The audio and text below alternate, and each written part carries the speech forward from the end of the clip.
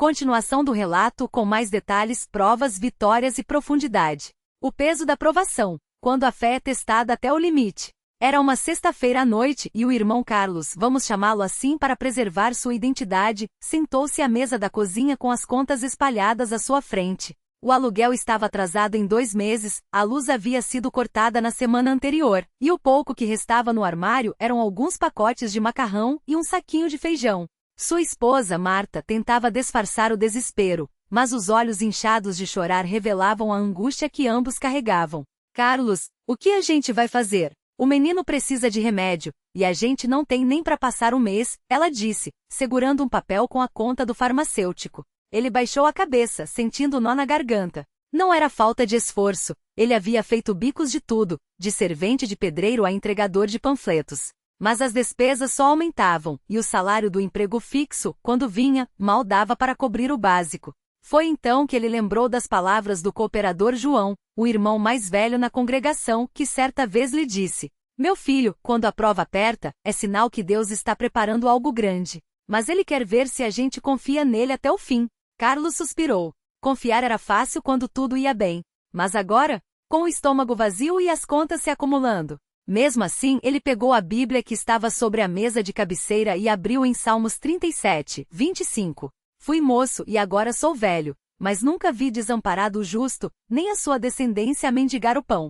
Aquelas palavras o atingiram como um sopro de esperança. Ele não era justo por mérito próprio, mas pela graça de Deus. E se o Senhor não desamparava os seus, por que ele estaria desamparado agora? A decisão que mudou tudo, ofertar no vazio. No domingo seguinte, Carlos e Marta foram ao culto com o coração pesado. Enquanto os irmãos cantavam "Grande é o Senhor e digno de ser louvado", ele sentia uma luta interna. Na bolsa tinham apenas R$ 50, o que restava depois de pagar uma parte do aluguel. Era pouco, mas poderia comprar comida para a semana. Quando chegou o momento da oferta, Carlos hesitou. Dar aquele dinheiro significava ficar sem nada. Mas então ele lembrou do testemunho do irmão Pedro, que havia contado como Deus multiplicou o óleo da viúva em 2 Reis 4. Não era sobre a quantidade, mas sobre a fé em ação. Com as mãos trêmulas, ele colocou a nota no envelope e depositou na urna. Marta o olhou com lágrimas nos olhos, mas não disse nada. Ela também estava aprendendo a confiar. A resposta de Deus, quando ele age nos detalhes. Naquela mesma semana, coisas inesperadas começaram a acontecer. O envelope misterioso. Na quarta-feira, enquanto Carlos voltava do trabalho, um irmão da congregação que mal conhecia se aproximou. "Irmão, o Senhor me colocou no coração para te dar isso." E entregou o envelope. Dentro, havia R$ 300, o valor exato do aluguel atrasado e das contas de luz. Carlos ficou sem palavras. Não era 1 milhão, não era um milagre espetacular, mas era exatamente o que precisavam. 2. A oportunidade de trabalho. No sábado, o cooperador João ligou. "Carlos, você sabe mexer com pintura?" "Um pouco, irmão. Por quê?" "Tem um irmão aqui que precisa pintar a casa dele e está procurando alguém de confiança. Se você quiser, eu indico." 2 dias depois, Carlos estava com um novo serviço e o melhor. O irmão pagou adiantado, dando a ele o dinheiro para comprar o material. 3. A cura que veio aos poucos. Marta havia descoberto um nódulo no seio há alguns meses. Os médicos falavam em cirurgia, mas eles não tinham condições. Ela começou a jejuar e orar em segredo, pedindo a Deus que, se fosse da sua vontade, a livrasse daquele mal. 3 meses depois, em um novo exame, o médico ficou surpreso. "Não entendo, o nódulo sumiu. Não há mais nada aqui." Marta não gritou, não pulou, apenas chorou em silêncio, agradecendo a Deus pela misericórdia. A multiplicação da bênção, de recebedor a instrumento. Com o tempo, a situação de Carlos e Marta estabilizou. Não ficaram ricos, mas Deus proveu o suficiente, e isso já era um milagre. Mas o mais bonito não foi só a providência material. Foi como Deus os usou para abençoar outros. O jovem que voltou para Deus. Um domingo, após o culto, Carlos notou um jovem sentado sozinho nos fundos do salão. Era Rafael, filho de um irmão da congregação que havia se afastado. Ele estava com os olhos vermelhos, claramente abalado. Carlos se aproximou. "Tudo bem, irmão?" "Não, tô aqui porque minha mãe me obrigou." "Não acredito mais nisso não," respondeu amargurado. Carlos não o julgou. Em vez disso, sentou ao lado dele e disse: "Eu já estive onde você está. Já achei que Deus tinha me abandonado. Mas sabe o que aprendi? Que Ele nunca desiste da gente mesmo quando a gente desiste dele. E então, com permissão do jovem, Carlos compartilhou sua própria história, as dívidas, o desespero, a oferta no vazio, o envelope, a cura de Marta. Rafael ficou em silêncio por um longo tempo. Depois murmurou: "Nunca ninguém me contou uma coisa assim tão real." Na semana seguinte, Rafael voltou. E algumas semanas depois, ele foi batizado nas águas em lágrimas, pedindo perdão por ter se afastado. 2. A campanha de alimentos. Com a vida mais estável, Carlos e Marta começaram a guardar um pouco de comida todo mês. Não era muito, arroz, feijão, macarrão, mas levavam para a igreja para ajudar outros irmãos em necessidade.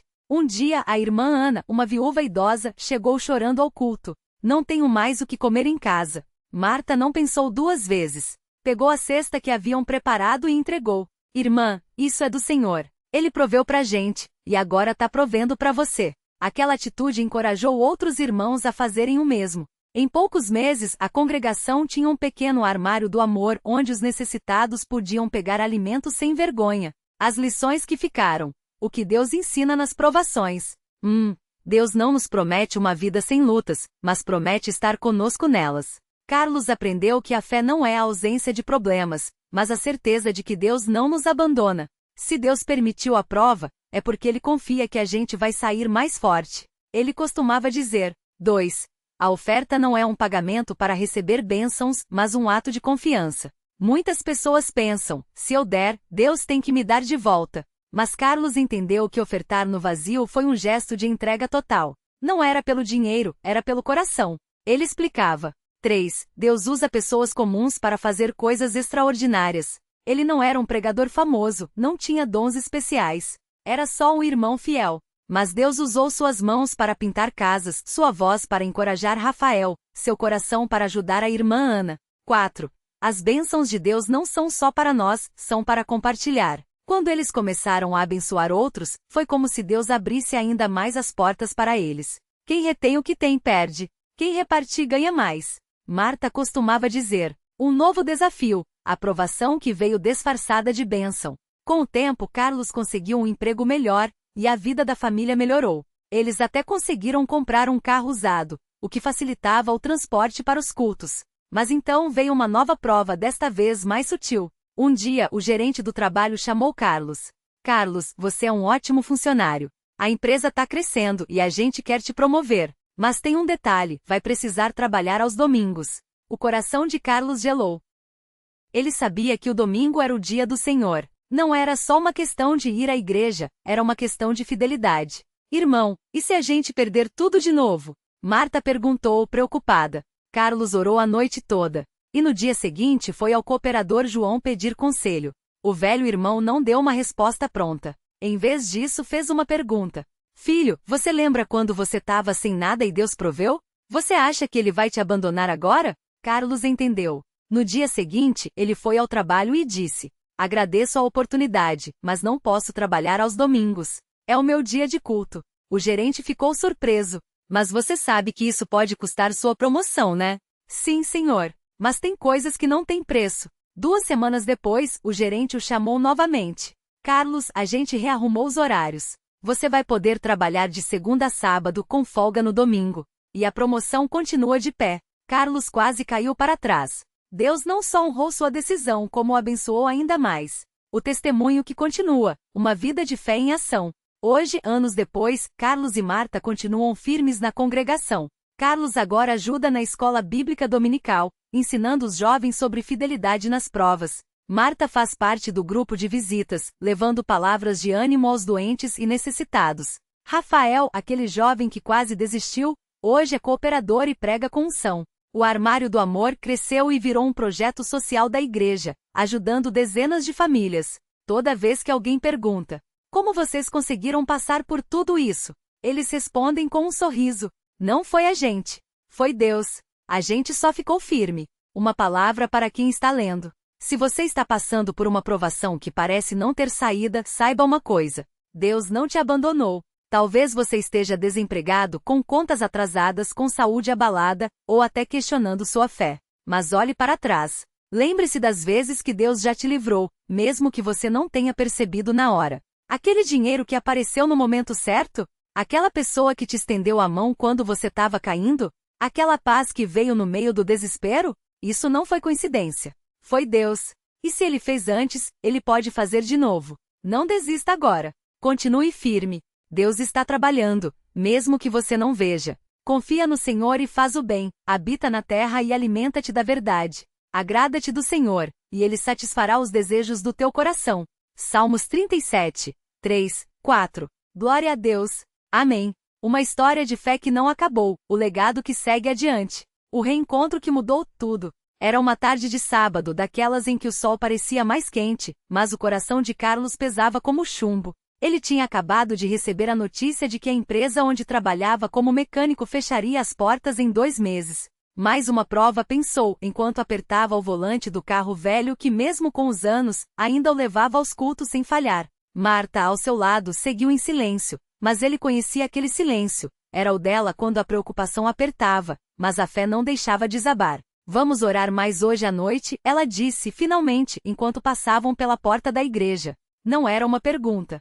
Era uma certeza. Naquela noite, durante o culto, o irmão que presidia leu Salmos 34, 19. Muitas são as aflições do justo, mas o Senhor o livra de todas. Carlos fechou os olhos e sentiu as palavras como um abraço. Não era uma promessa de que o problema desapareceria mágica, mas uma garantia. Deus não o deixaria sozinho no meio da tempestade. E foi ali, entre os hinos e as orações, que ele lembrou de João, um antigo colega de trabalho que havia se mudado para outra cidade. João não era da igreja, mas sempre respeitava a fé de Carlos. Será que ele sabe de alguma vaga? Pensou. No dia seguinte, depois do culto da manhã, Carlos pegou o telefone e, com as mãos trêmulas, descou o número. João? É o Carlos aqui. Como você está? Carlos. Há quanto tempo? Estou bem, trabalhando numa oficina grande aqui. Por que a pergunta? É que a empresa onde eu estava vai fechar. Tô precisando de um serviço, irmão. Se souber de algo. Houve uma pausa. Carlos ouviu João respirar fundo do outro lado da linha. Olha, eu estava mesmo pensando em te ligar. Aqui onde eu trabalho tá precisando de um mecânico experiente. O dono é um homem direito, paga em dia. Se você quiser, eu falo com ele amanhã mesmo. Carlos quase deixou o telefone cair. Não era um milagre barulhento com trombetas e vozes do céu. Era Deus trabalhando através de um irmão, de uma ligação, de uma porta que se abria quando tudo parecia fechar. Aprovação que veio disfarçada de oportunidade. A nova oficina ficava a 2 horas de distância. Significava acordar mais cedo, pegar estrada, chegar em casa tarde. Mas Carlos não hesitou. No primeiro dia, o dono da oficina, um homem sério chamado seu Antônio, o observou trabalhar por horas antes de chamá-lo no escritório. Você é daqueles que não foge do serviço, né? Não, senhor. Acredito que trabalho honesto é bênção de Deus. Pois é. Aqui a gente precisa de gente assim. Se quiser, o emprego é seu. Começa segunda. Carlos saiu dali com as pernas bambas. Não era só o alívio do salário garantido. Era Deus mostrando que mesmo quando o caminho parece longo, ele já preparou a saída. Mas a prova não tinha acabado. Na primeira semana, o carro de Carlos começou a dar problemas. O alternador queimou, e o conserto custaria quase todo o seu salário. Será que é para desistir?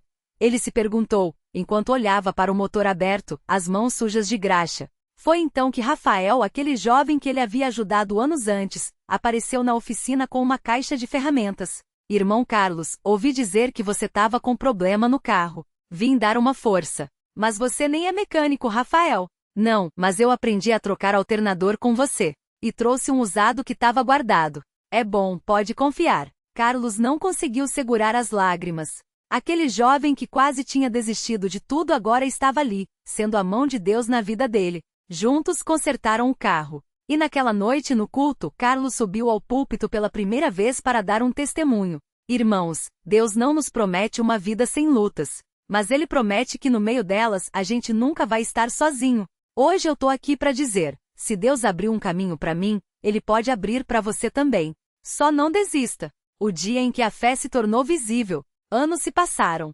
Carlos agora era responsável por um grupo de jovens na igreja, e Marta liderava o Armário do Amor, que já havia distribuído mais de 500 cestas básicas para famílias carentes. Mas uma prova ainda os esperava, desta vez, não financeira, mas de saúde. Marta começou a sentir dores fortes no estômago. Os exames revelaram um tumor. O médico foi direto. É maligno. Vamos precisar de cirurgia e quimioterapia. A notícia caiu como uma bomba. Carlos se lembrou da noite em que orou pelo jovem Rafael, anos antes. Agora, era a vez de pedir pela vida da sua companheira. Naquela noite a igreja se reuniu em jejum e oração. Não houve gritos, não houve promessas de cura instantânea. Houve silêncio, lágrimas e fé. O irmão que presidia leu Isaías 41:10. Não temas, porque eu sou contigo. Não te assombres, porque eu sou teu Deus. Eu te fortaleço e te ajudo, e te sustento com a minha destra fiel. A cirurgia foi marcada. E então, algo inesperado aconteceu. No dia anterior ao procedimento, o médico ligou. Olha, fizemos novos exames. O tumor encolheu. Não sei como, não sei porquê, mas agora dá para operar com muito menos risco. Carlos e Marta se abraçaram chorando. Não era um milagre espetacular. Era Deus agindo através da medicina, dos médicos, das orações. Era Deus mostrando que mesmo nas coisas que a gente não vê, Ele está trabalhando. A cirurgia foi um sucesso. A quimioterapia, embora difícil, não teve os efeitos colaterais mais graves que o médico temia. E hoje Marta está curada, servindo a Deus com ainda mais fervor. Deus não tirou a prova, ela diz aos que perguntam. Ele me deu força para passar por ela. E hoje eu entendo, as cicatrizes são para a gente lembrar que Ele esteve conosco. O jovem que voltou para casa. Enquanto Carlos e Marta enfrentavam essa batalha, Rafael passava pela sua própria prova.